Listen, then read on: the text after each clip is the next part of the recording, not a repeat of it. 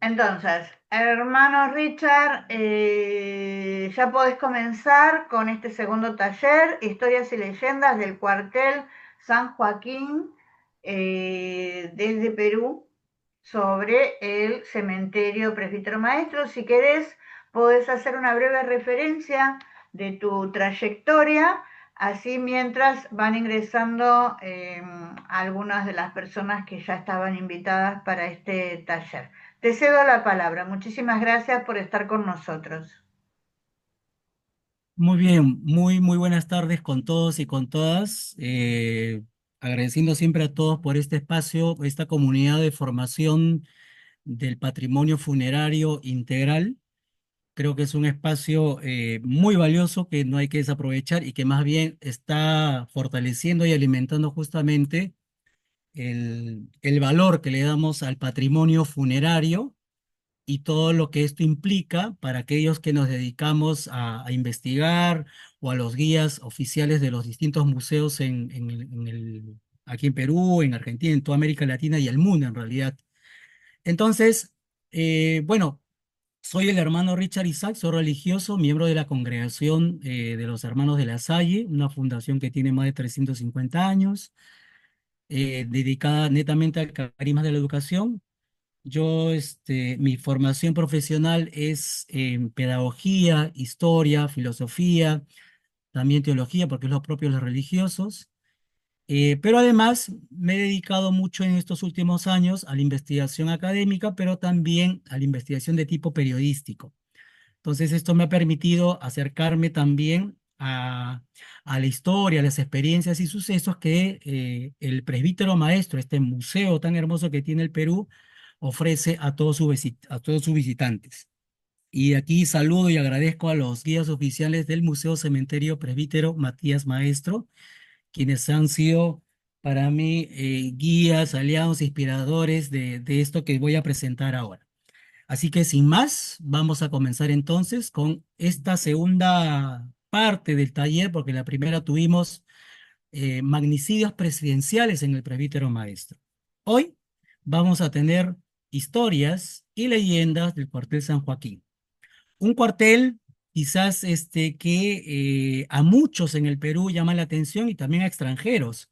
Un cuartel que ha tenido una historia quizás no muy reflexionada o tratada como parte de la historia que tiene el Perú, de sus ciudadanos, de aquellos que conformamos parte de la ciudad, sobre todo de Lima, pero que guarda muchas historias que justamente hoy vamos a develar en síntesis, porque el tiempo tampoco es mucho, pero vamos a hacer por lo menos representativas experiencias que se han vivido desde el punto de vista histórico en este cuartel.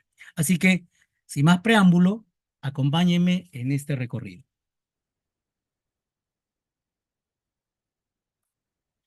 Bien, decíamos que anteriormente este cementerio, solo para recordarles, ha cumplido 217 años de existencia desde su fundación, 1808, y que a la fecha se ha convertido en uno de los camposantos más maravillosos que tiene no solo el país, sino América Latina y el mundo. En mi experiencia en otros cementerios en Europa, me ha permitido tener ese tipo de vínculo con las hermosas esculturas, las hermosos mausoleos, criptas, cenotafios, la misma estructura que tiene este museo, nos permite quizás comprender mucho mejor lo que el Perú vivió con respecto a distintas etapas de su historia, a la comprensión de la vida y la comprensión de la muerte. Así que yo les había presentado la vez pasada este mapa que es un poco más actual y que decíamos que la puerta 4 comprendía lo que es el cementerio general desde su fundación, es decir, el cementerio antiguo como está distribuido o como un conocido y gran querido por nosotros, Lucho Repeto, en su libro 200 años del presbítero maestro, describe este espacio de la puerta 4 como el cementerio antiguo. Hay otro espacio donde está la cripta de los héroes, que es la puerta 3 por donde se ingresa, conocido como el cementerio moderno. Y luego donde está la puerta 5 antiguamente fue la fosa común. Vamos a ver algún plano por ahí. Luego estaban los nichos perpetuos o nichos temporales, ¿no? y, por supuesto, el conocido cementerio laico. Bueno, este era el ingreso, como les también se los había mostrado. Se los muestro ahora la antigua capilla que tuvo el Museo Cementerio Presbítero Maestro, porque por aquí pasaba todo el cortejo fúnebre, por la antigua avenida del cementerio, hoy Jirón Ancash. Pero lo presento porque curiosamente por aquí no van a pasar o no se les va a permitir pasar ni recibir las exequias y los rituales propios de las preces o de los responsos que merecían aquellos que morían de una manera distinta a la que se supone que debería morir un católico. Porque recordemos, este cementerio, ante todo, nació como un cementerio católico. Pero lo presento a propósito porque justamente ellos van a ingresar por otra puerta y vamos a ver luego el detalle. Bueno, en la actualidad esa capilla, como le decía, ya no está. Está este hermoso baldaquino donde está el Cristo yacente. Esta es la puerta 4. Al costado está también una fotografía donde antiguamente el sacerdote realizaba, repito, los responsos, las exequias, los rituales propios funerarios de aquellos que iban a ser enterrados en este cementerio. Ahora sí, miren, les comento que para mi investigación yo tomé en cuenta tres cosas: información aérea, información terrena, información subterránea. Para la información aérea, pues obviamente necesito un dron. Yo utilizo un dron mini DJI que me permite tener una visión desde arriba de la totalidad del cementerio para ver su infraestructura y la comprensión de cómo ha sido pensado y cómo ha ido creciendo con el pasar de las décadas, ¿no? Entonces, esta información para mí es muy valiosa. Si ustedes están viendo, a ver si con el mouse, ahí está la cripta de los héroes, y por ahí recordarán en la taller anterior, está el camino hacia la puerta 3 por donde pasó el presidente Luis Miguel Sánchez Cerro cuando iba a ser enterrado en la cripta de los héroes temporalmente, ¿no? Y si caminamos por esta ruta, miren aquí con el mouse, ahí va camino hacia la puerta 2 y si seguimos con el mouse en esta parte, vamos a seguir hacia la puerta número 1. Entonces, miren esa flecha. Vamos a dirigirnos a este conocido y famoso cuartel San Joaquín. Todo ese bloque largo que ven, que parece un callejón sin salida, está conformado por tres en realidad cuarteles: el cuartel Virgen de Fátima, el cuartel San Joaquín y Santa Berta. Pero lo curioso, y ahí quisiera que un poco presten atención, es uno de los cuarteles que en su amplitud es bastante largo y amplio y cerrado hacia el fondo. Esta es otra toma aérea desde la puerta 3, más o menos pasando por la puerta 2 hacia la puerta 1, que da camino al cuartel San Joaquín. Bueno, y aquí ya les presento una toma hecha también con dron a una altura casi de 2,5 metros, sobre una visión total de este cuartel. Si nos fijamos, este cuartel, repito, comprende tres cuarteles en realidad, si así queremos llamarlo, para comprender un poco cómo ha sido su infraestructura. Aquí, donde estoy señalando con el mouse, es este cuartel conocido como Virgen de Fátima. No se olviden ese nombre, va a ser clave para entender lo que antes fue el cementerio laico. Virgen de Fátima, que esta construcción es netamente de mármol. Hacia el frente, del mismo material de mármol, es Santa Berta, y todo lo blanco que ustedes ven al fondo, desde esta parte blanca hasta el fondo, es el conocido cuartel San Joaquín. Fíjense un detalle que en la infraestructura, cuando he visto los planos y algunas fotografías pasadas, el jardín que está en el centro, en realidad no está en el centro, está más pegado hacia la izquierda que hacia la derecha. Hay más espacio a este lado. ¿Por qué hay más espacio en un lado que el otro?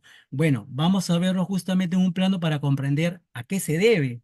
O es que ha sido, digamos, construido de esta manera de manera intencional, o es que ha habido modificaciones y si finalmente quedó como lo estamos viendo en la foto.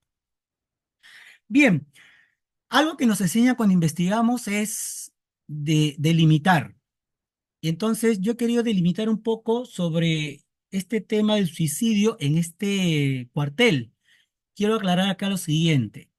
Este cuartel inicialmente fue inaugurado como cementerio laico, entendiéndose que aquí iban a ser enterrados personas que obviamente se habían quitado la vida, o sea, se han suicidado, pero también personas que pertenecían a otras religiones o tenían otros credos, o personas que murieron pues de manera quizás no aceptada por la sociedad, ¿no? Como por ejemplo, duelos, apuestas, bueno, y todo tipo de muertes que ha hecho que este cuartel sea el recepcionista de este tipo de personas que finalmente perdieron la vida.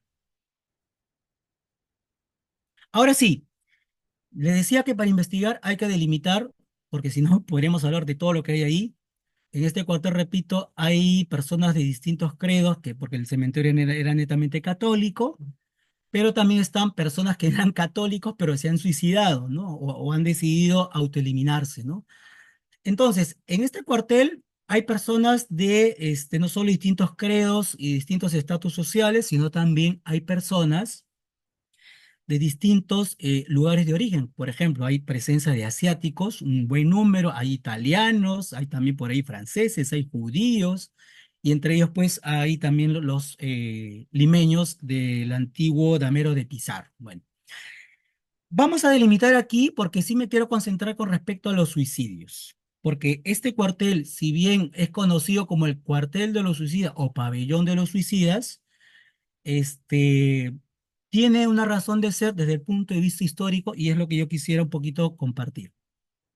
Primero, la palabra suicidio viene del el latín sui y caedere y el sufijo io. Sui se puede traducir como la reflexión de sí o el a sí mismo, ¿no? Y caedere, quizás en rigor, lo más cercano, como dijimos la vez pasada, sería cortar más que matar. De ahí vendría matar y luego exterminar, ¿no? Y finalmente el acto resultante del io, del sufijo, que daría a esta palabra suicidio.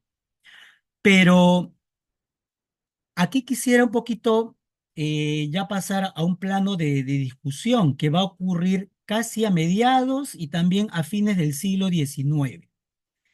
Y es que va a suscitarse un debate sobre este tema, porque hasta ese momento la visión que se tenía del suicidio era de tono religioso y por supuesto había una especie de dosis pecaminosa o moralista o individualista con respecto al tema del suicidio. Pero este debate va a surgir por la influencia europea, sobre todo francesa, que va a llegar al Perú con respecto a a las últimas investigaciones médicas respecto al suicidio. Y aquí en el Perú, por ejemplo, en 1860, unos médicos que van a liderar esta reflexión, esta criticidad respecto al suicidio, en el caso del doctor José Casimiro Ulloa y Domingo Vera, en artículos sobre el suicidio en la Gaceta Médica de Lima. Ellos van a publicar unos estudios respecto a la comprensión del suicidio desde el punto de vista psiquiátrico, médico, mental, distinto a lo como lo veía la iglesia. En la crónica médica que yo he podido tener acceso, justamente se da cuenta de estos aspectos que estoy comentando, de este debate que ha habido. Y justamente uno de los que va a liderar también este aspecto del suicidio desde un punto de vista ya más psiquiátrico y más de salud mental va a ser el doctor Manuel Muñiz, que justamente está enterrado también en el Presbítero Maestro. Y los enfoques plasmados obviamente van a diferir de la postura de la Iglesia con respecto a este tema del suicidio a final del siglo XX. Lo que ya no va a ser considerado tanto como un delito, sino más bien habría que tener una reflexión quizá más desde el punto de vista psiquiátrico, médico, mental, porque las sanciones eran muy variadas de tipo social y también de tipo legal. Y entonces, ¿qué va a ocurrir? Y aquí para comprender por qué varios cementerios en algunos países, y digo aquí en el Perú, va a llamarse cementerio laico, porque va a comenzarse un proceso que se va a denominar proceso de secularización del suicidio. Y este proceso va a tener una mayor expresión no solamente a nivel del tópico de reflexión del suicidio, lo que va a traer consigo la laicización de los cementerios en 1888. Lo propio va a ocurrir con el matrimonio civil en 1897 y la aprobación de lo que sería la tolerancia religiosa en 1915, quizás de manera ya formal.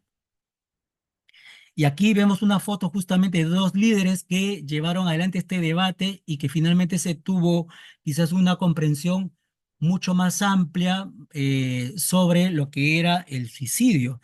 El doctor David Mato, que está enterrado en el Presbítero Maestro, y el doctor Manuel Muñiz, ¿no? Que también está enterrado cerca a lo que sería el cementerio antiguo.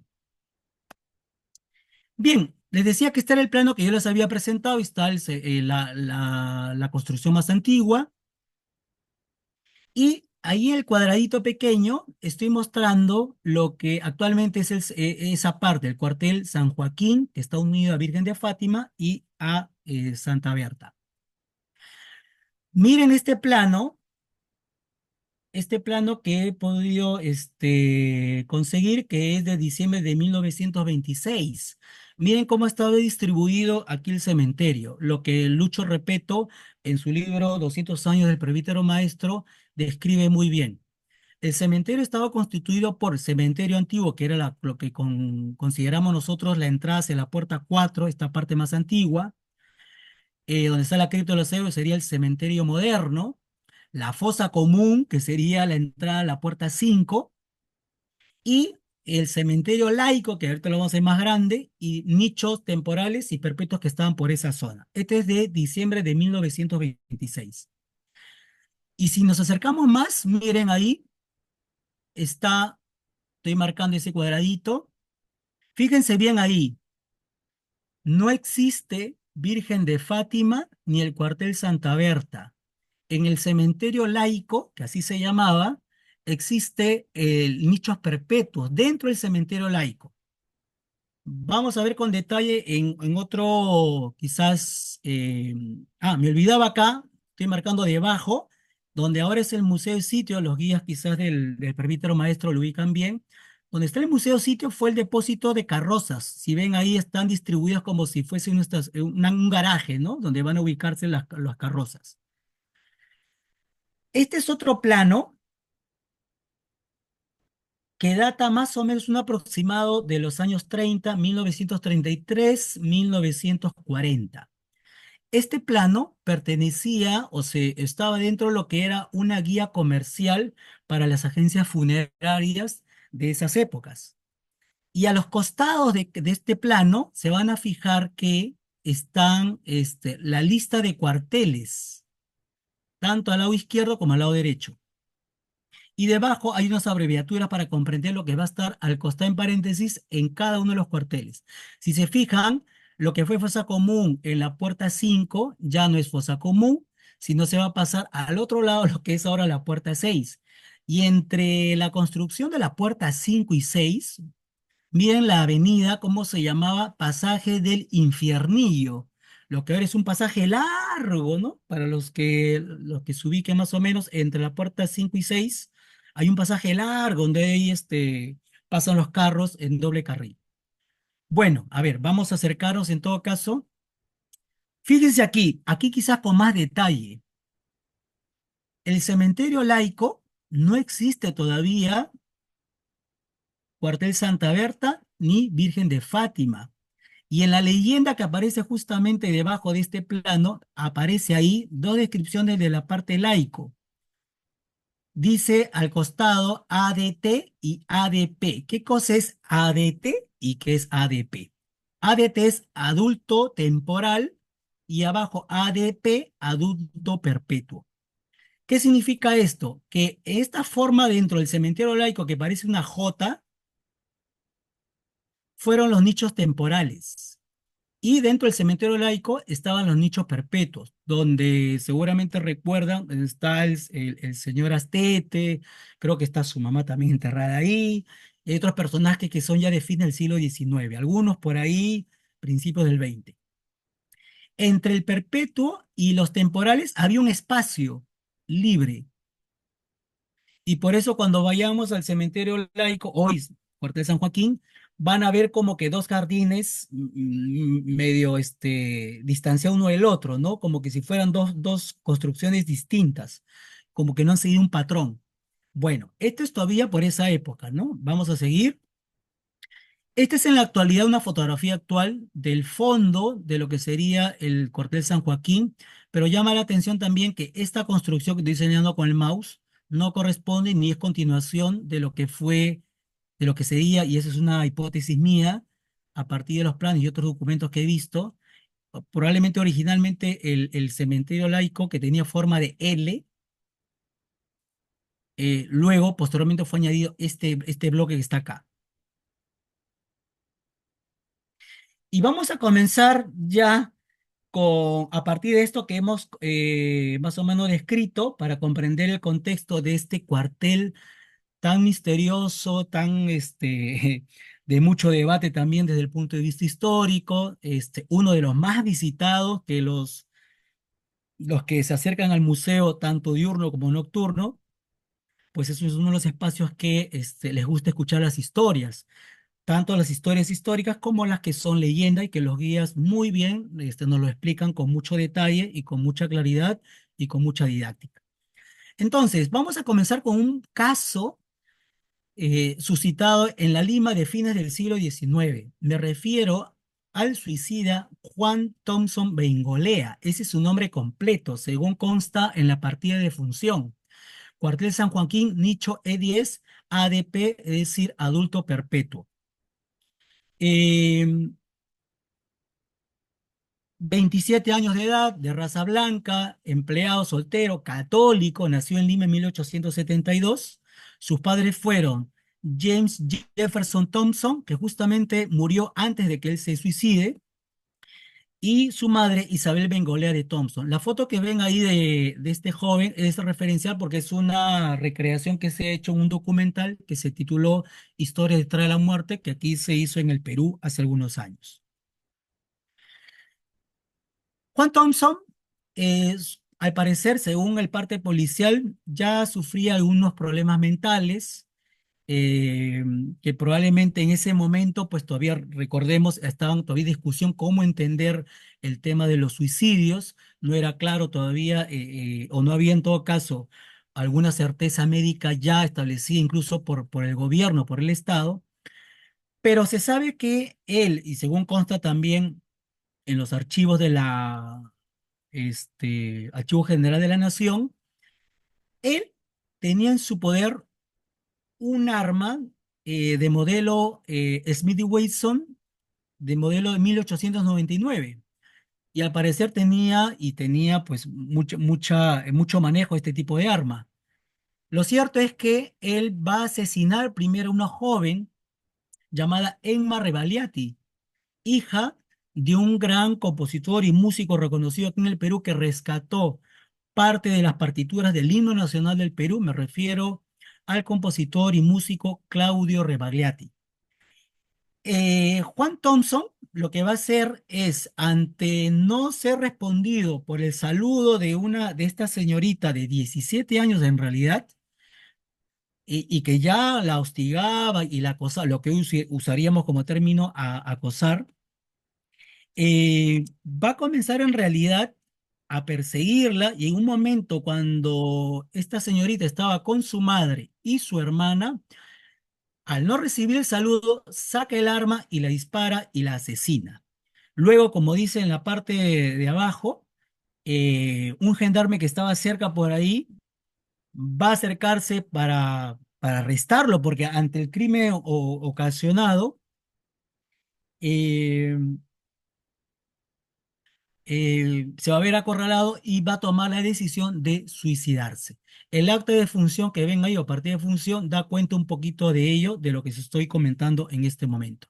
Esta es la fotografía de la víctima, Emma Revaliati, que está también enterrada en el presbítero maestro. Curiosamente, algo que tiene nuestro cementerio, este museo, es que víctima y victimario están en el mismo cementerio, solo que en distintos espacios, ¿no?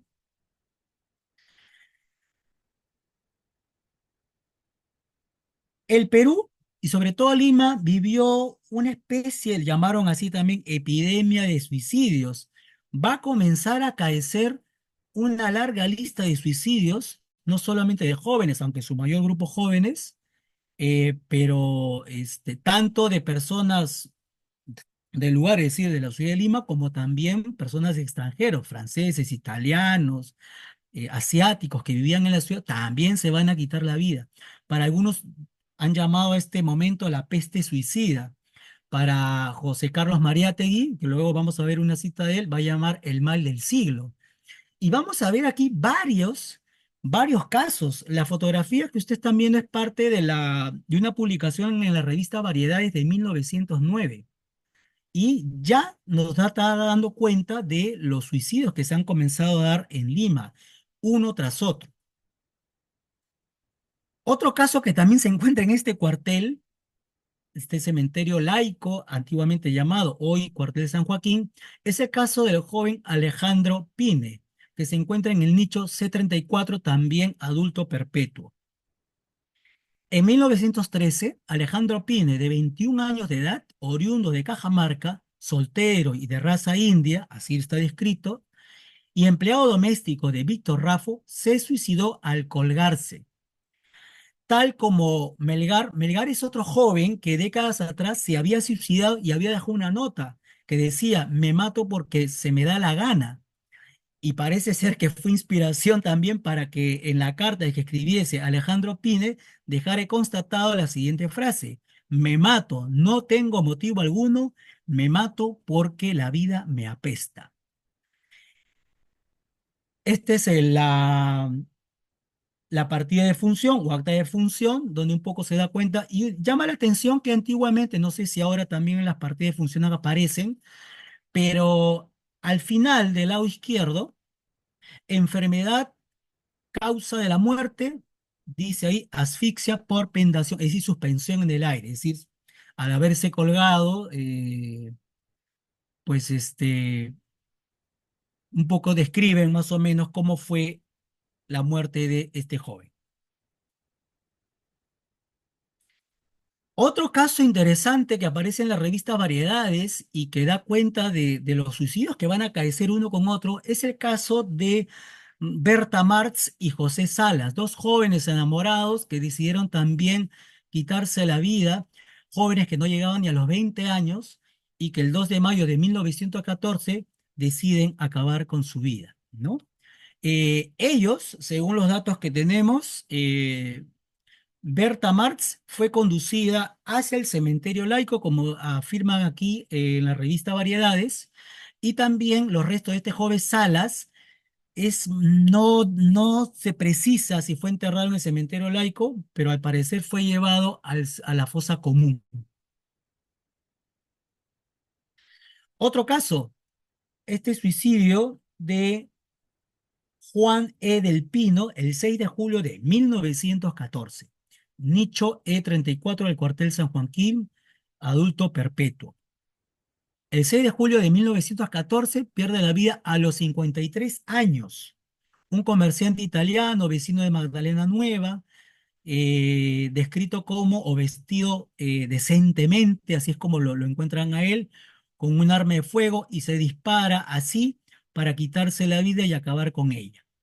Los motivos, según aparecen en el Archivo General de la Nación, eh, deja una nota que la razón de su muerte sería por el agobio que le causaba la enfermedad que padecía. Y aquí tenemos el acta de función también que hemos encontrado. Hacia el izquierdo dice enfermedad, herida por arma, duración de 4 minutos en agonía que tuvo este joven perdón, el señor Juan E. del Pino. Y en este contexto, en 1915 fue alarmante toda la situación que estaba viviendo el país con respecto a a estos suicidios continuos que habían, ¿no? Por eso, repito, muchos denominaron la peste suicida o, o el virus del suicidio, pero para José Carlos Mariátegui, autor de 7 ensayos de Historia del Perú, que también es un gran escritor, va a redactar en el diario La Prensa, el 29 de abril de 1915, una pequeña, estoy resumiendo aquí lo que más o menos, o fragmentos de lo que él ha escrito. Y miren, aquí él da cuenta que un tal Carlos Atencio se quitó la vida en el mismo cementerio laico. A ver, vamos a anotar lo que dice la nota de prensa de esa época. A partir de aquel día, en un obseso, un fatalista obediente al mandato misterioso del destino, se suicidó en el cementerio laico, nostálgico de la quietud del Camposanto, legando el extraño testamento de una amarga filosofía. No importa tampoco el oculto móvil del suicidio, sea la obsesión del raro fatalismo que llevó a Carlos Atencio a dispararse en la sien un pistoletazo fatal. El hastío incurable de la vida, el desencanto, el afán de encontrar en brazos de la que no siempre, sin traicionar nuestra sinceridad, llamamos la intrusa, son los mismos invariablemente. Entonces, y como bien acá indica, los suicidios se van a suscitar día tras día, la prensa va a publicar, bueno, los que se publicaron, porque hubieron otros que no, por temas de, es decir, de temas de vergüenza social, cómo voy a publicar o tenían conocidos para que no se publicara, no se supiera o entra en la estadística de suicidios, sobre todo de clase de familias altas, los casos que han habido en la ciudad de Lima. Este es otro caso que vamos a ver, que es el asesinato y suicidio en el caso del joven Alejandro Allen, que se encuentra en el nicho A36, adultos perpetuos.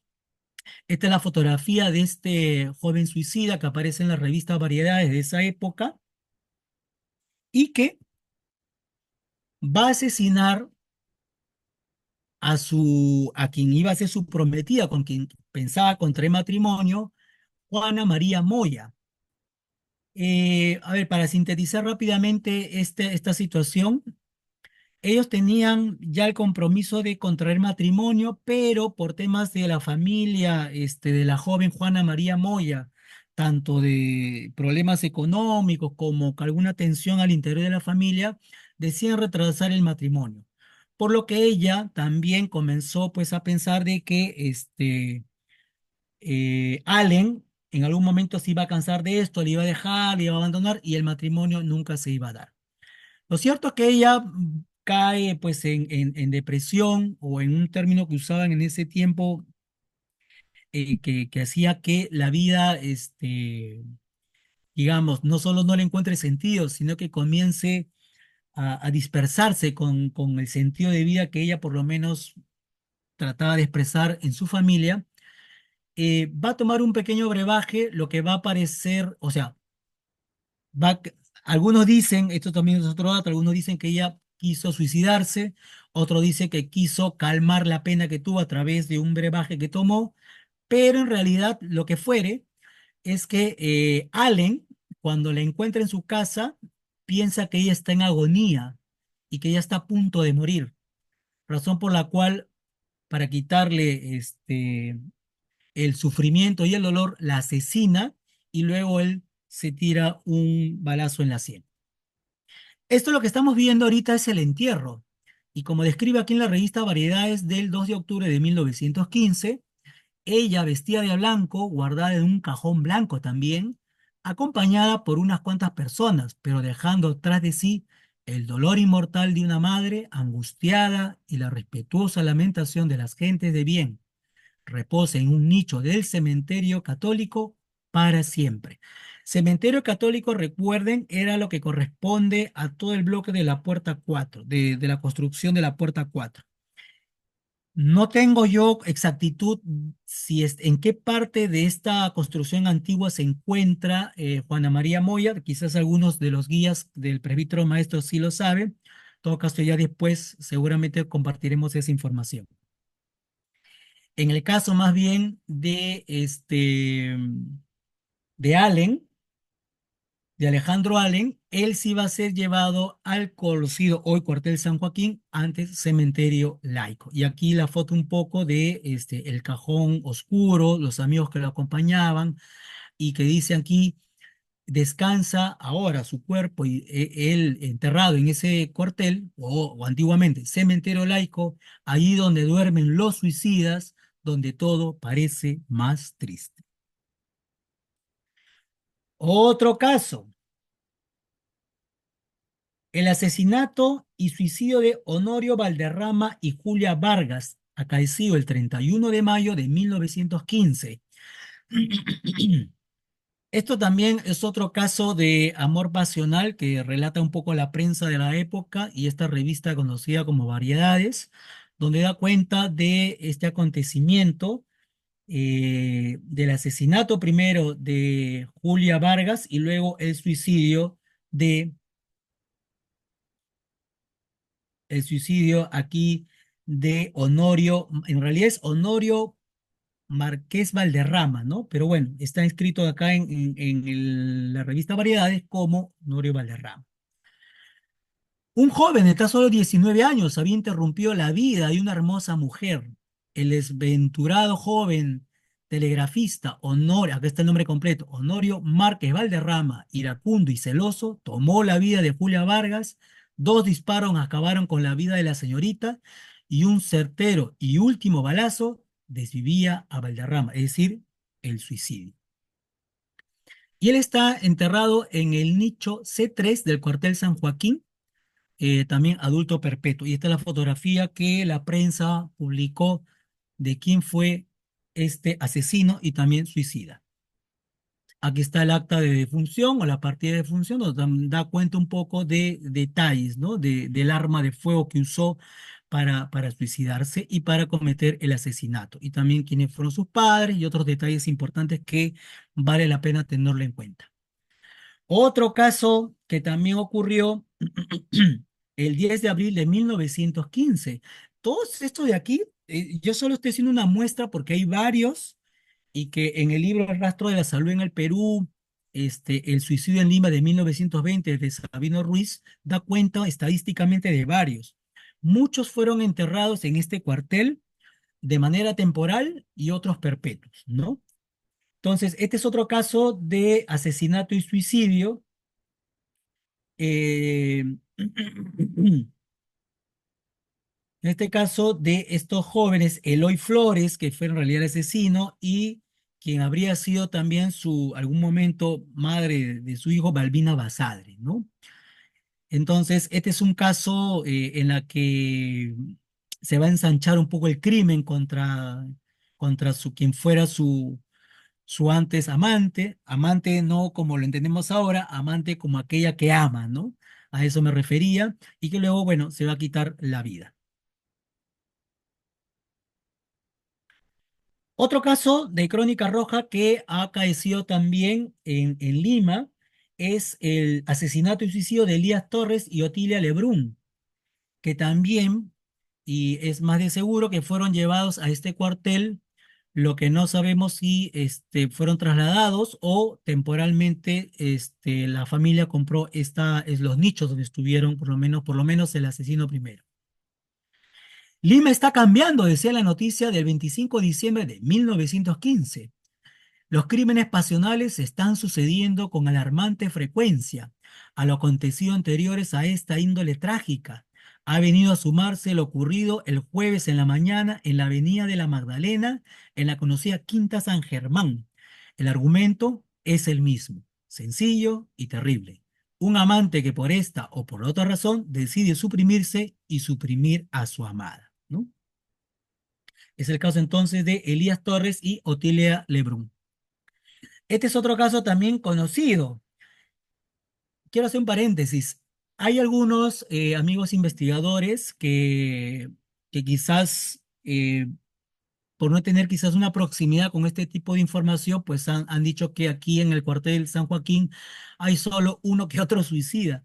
En realidad hay más que uno que un otro, hay varios, ¿no? Y hay varios todavía por conocer, investigar, conocer sus historias y comprender un poco el escenario en el que se movieron y en el que pues tomaron esta drástica decisión de quitarse la vida o también asesinar a algún familiar o pareja, ¿no? Este es muy conocido, el caso de el capitán Luis Ernesto Briceño, que se encuentra en el nicho E37, también adulto perpetuo, y esto va a ocurrir más o menos en un contexto complicado para él y para su familia. Según lo que dice la revista Variedades del 10 de diciembre de 1915, ambas parejas ya iban a contraer matrimonio, como aparece aquí en el parte que está en el lado izquierdo. Al parecer, Luis Briceño sufría algún padecimiento. Algunos describen desde acá, desde este lado de la historia, como depresión o como algún tipo de enfermedad también mental que no lo dejaba tranquilo y que lo agobiaba, aparte de la presión de su papá, sobre todo, por mantener esta tacha y este reconocimiento social de no vincularse con Rosa Reckerman, que era una chelista, una música. En ese tiempo se veía mal este tipo de vínculo, o para él, para su padre, mellaba un poco la imagen y la presencia de Luis Ernesto Briceño. Bueno, lo cierto es que el jueves fueron a la Herradura, una playa que está aquí en el malecón de Lima, sin que nadie hiciera sospechar al infeliz Rosa Reckerman la tragedia que cernía sobre ambos. De pronto, él sacó un revólver, disparó sobre ella, después volvió el arma contra sí y se dio muerte. Esta es la fotografía de la víctima, Rosa Reckerman, que fue asesinada, y la otra, esta es la fotografía de ambos ya encontrados sin vida en la playa La Herradura, aquel fatídico tiempo y que en el corto tiempo que estuvieron y que de alguna manera pues también llamó la atención de la prensa limeña de esa época. Otro caso que quisiera compartir con ustedes y que se encuentra en este cuartel es el caso de Víctor Negreiros, que está en el nicho D37, también adulto perpetuo. Como el caso de aquellos jóvenes amantes que hace algún tiempo en un hotel de la calle de la Pescadería pusieron fin a sus vidas, el miércoles en un hotel también, el España, así se llamaba el hotel, dos enamorados urgidos de amor por algún trágico mandato de que permanece en el misterio, emprendieron ambos el eterno viaje. Revista Variedades, 6 de noviembre de 1915. Y esta es el doble romántico suicidio, que así titula un poco la prensa de esa época. Él llamábase Víctor Negreiros, ella respondía al nombre de Alejandra Hinojosa. Los dos estaban en la juventud de la vida, en la edad en que todo parece ofrecer encantos y sugestiones. ¿Por qué se mataron? Si se amaban, si suele el amor restañar todas las heridas y endulzar las amarguras todas. Repito, para este tiempo, la cadena de suicidios que ha ocurrido en Lima ha llamado la atención de toda la ciudadanía, es un impacto fuerte, algo que incluso algunos no quisieron ver, otros sí, o tratarlo de alguna manera, ver la situación de la juventud con respecto al sentido de vida o al no sentido de vida que encontraban en su propia vida, ¿no? Pero bueno, estos son los casos que hay. Y otro caso ocurrió también el 27 de noviembre de 1915, es el caso de Juan Orler, un adulto mayor que prácticamente se ahorca en un antiguo club del tiro que se encontraba ahí por el RIMAC y que, bueno, lamentablemente también decidió quitarse la vida, ¿no? De estos casos, como les estoy compartiendo, pues hay varios, ¿no? Este es otro caso del señor Juan Illescas, que también un zapatero conocido en esta época y que lamentablemente va a decidir quitarse la vida ahorcándose en su propio local, ¿no? Esto fue el 24 de julio de 1915. Todos los casos que estamos viendo, todos los casos, por no decir todos, han ido a parar en general a este antiguo cementerio laico, hoy Cuartel San Joaquín. Repito, como han habido nichos perpetuos y otros nichos temporales, entonces algunos ya no se encuentran. Otros han sido enviados a la fosa común. Este es otro caso de asesinato y suicidio de Augusto Salguana, también en el nicho E1, adulto perpetuo. En realidad este va a ser lo que se conoce como un triple crimen de la calle Malambo. Él va a asesinar a los esposos Rey y también luego él se va a quitar la vida, ¿no? Bueno, aquí hay un entripado pasional también. Otros hablan de razón de envidia por los locales que ambos tenían o ambas familias tenían, y además del proceso mental que sufría, al parecer, Augusto Salguana, que se va a convertir en asesino y también en suicida.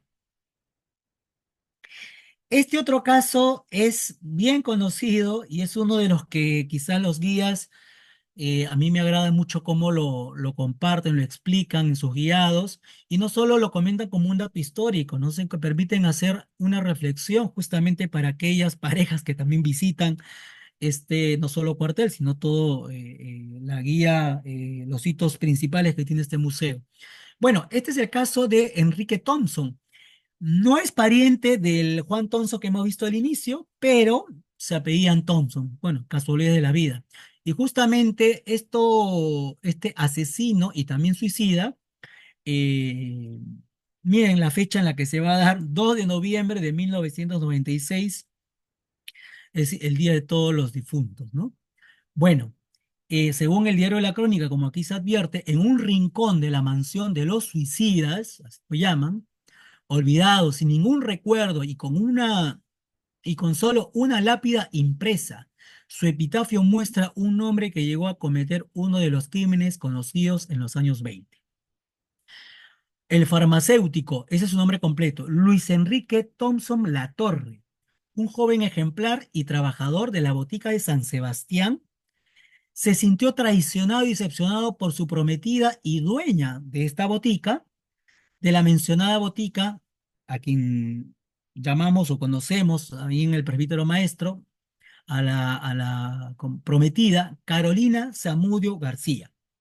Thompson, convencido por un tercero confidente, que las intenciones de Carolina al parecer pues no eran lo que él esperaba, o él pues esperaba algo distinto, pero más allá de ello, se sabe que también Enrique Thompson sufría de inseguridad, de un problema mental, y que digamos que los médicos legistas de la época, por lo menos describen como alguien que sufría algún alteramiento mental, ¿no? Lo que va a provocar justamente en la misma botica San Sebastián el asesinato de quien habría o de quien fue su prometida, ¿no?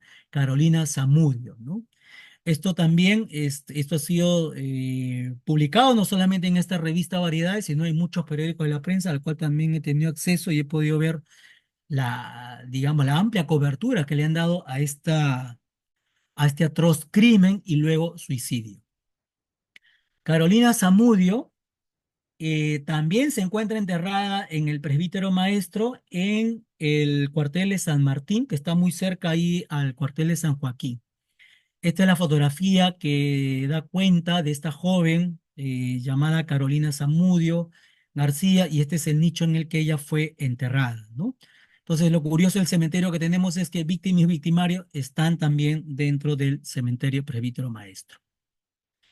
Bueno, la crónica policial un poco da cuenta de esto, ¿no? De lo que le decía. En el caso de Enrique Thompson y Carolina Zamudio, tanto el diario La Crónica, el diario La Prensa, el diario El Comercio le ha dedicado varios espacios y por varios días lo acaecido y lo preocupante que ha demandado toda esta situación de crímenes pasionales, y que el cuartel San Joaquín hoy da testimonio de ello a través de las visitas guiadas.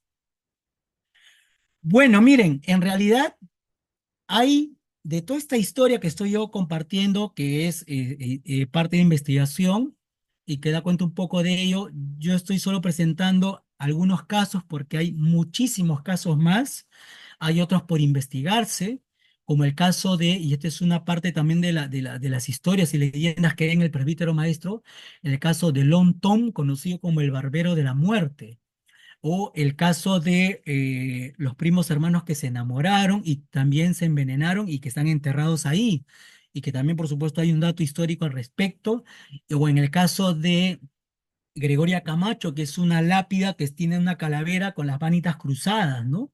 En la que también se le ha atribuido alguna cualidad mágica, brujesca, bueno, pero pues hay historias y leyendas.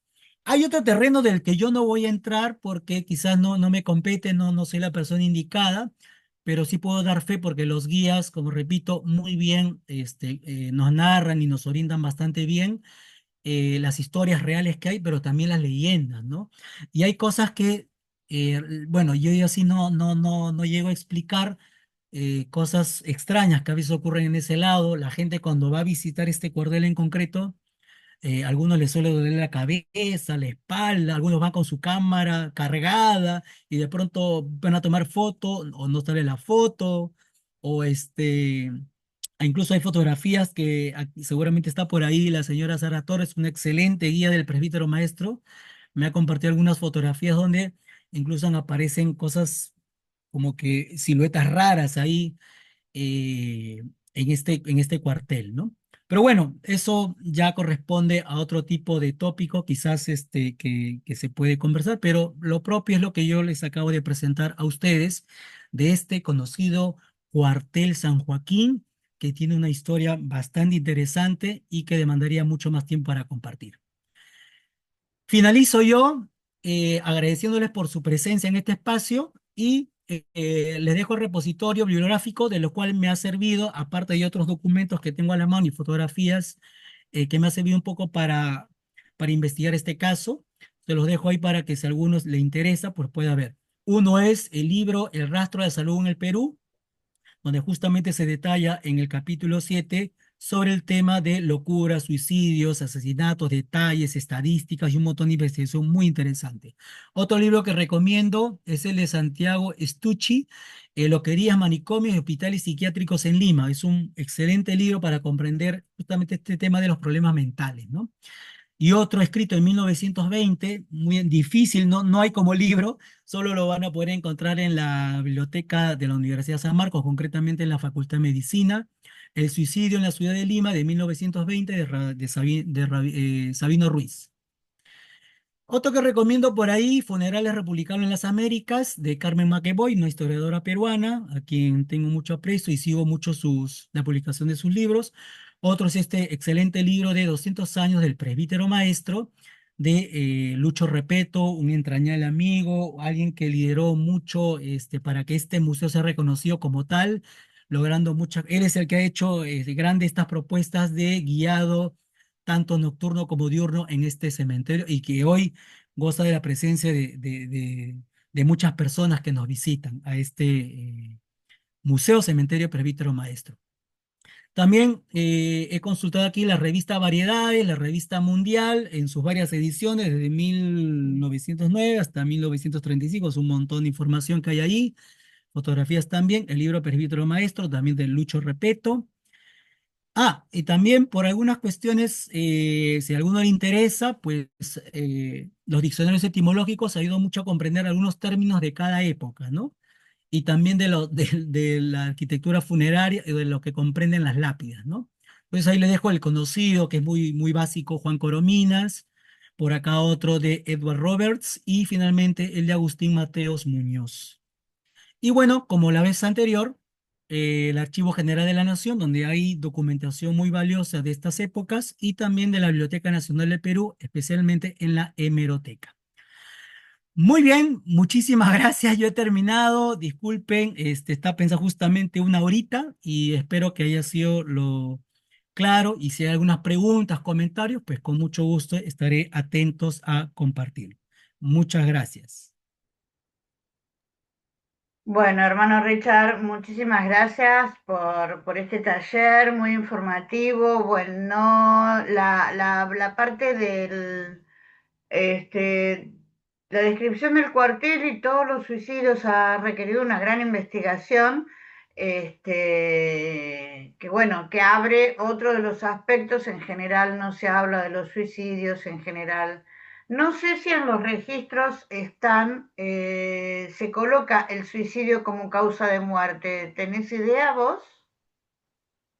Sí, sí, sí, sí, sí. Hay lo bueno de que aquí en Lima, para que un poco contextualizar a los visitantes, esto que he comentado de los suicidios, sobre todo en gran número, se ha dado entre las primeras décadas del siglo XX hasta más o menos los años 35. Y los de los partes policiales y documentos periodísticos que hay dan cuenta de que justamente las causas de los suicidios en Lima justamente han sido dados por quienes han asesinado a alguien y otros que porque se han quitado la vida, generalmente con arma de fuego. Y acá hay una cuestión muy curiosa. ¿Cómo conseguían armas de fuego en esa época? Bueno, he visto en algunos documentos que las armas de fuego en ese tiempo se vendían como pan de casa también, armas bastante caras, porque recordemos que después de la Guerra del Pacífico, Lima concretamente, que había sido tomada de 1881 a 1883, pues vivió un temor de una posible toma de Lima o otras crisis al interior, por lo cual la venta de armas era bastante común y se ofrecía como pan de casa. Sin embargo, pues esta venta de armas también implicó el aumento de suicidios que se han dado en Lima, ¿no? Pero generalmente han sido con armas. Mira vos, acá estaban comentando en el chat, ¿no? Que en una, que qué interés, qué curioso, esto lo comenta, para que no puedo correr el mouse, Aldo Tomatis, que no recuerdo si es de Perú. Después escribime Aldo. Dice, me parece curioso que Lima, una ciudad altamente religiosa, cede una ola de crímenes y que bueno, que eso le parece interesante. También a María Julia, interesante, una mirada diferente, o sea, no se habla sobre esto.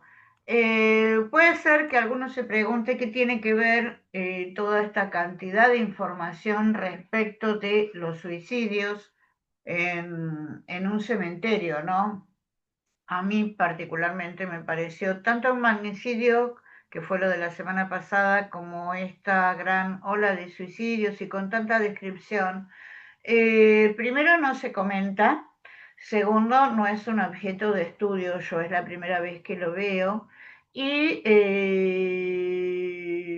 me parece que también es un aspecto que se puede explorar dentro de todo esto que vemos en el patrimonio funerario, ¿no? Porque costumbres antiguamente los suicidas no eran consagrados en un cementerio cristiano, por ejemplo. De hecho, en el cementerio San Jerónimo, que es el que yo siempre tomo en relación, el cementerio que está al lado, que está justamente adyacente al muro perimetral, se crea a partir de creer que una persona se había suicidado o no había recibido la extrema unción, uno de los sacramentos del culto cristiano, y entonces eran discriminados. A mí me pareció muy interesante tu investigación, te agradecemos muchísimo el haber participado y bueno, te esperamos el próximo eh, miércoles con el tercer taller. A ver qué están diciendo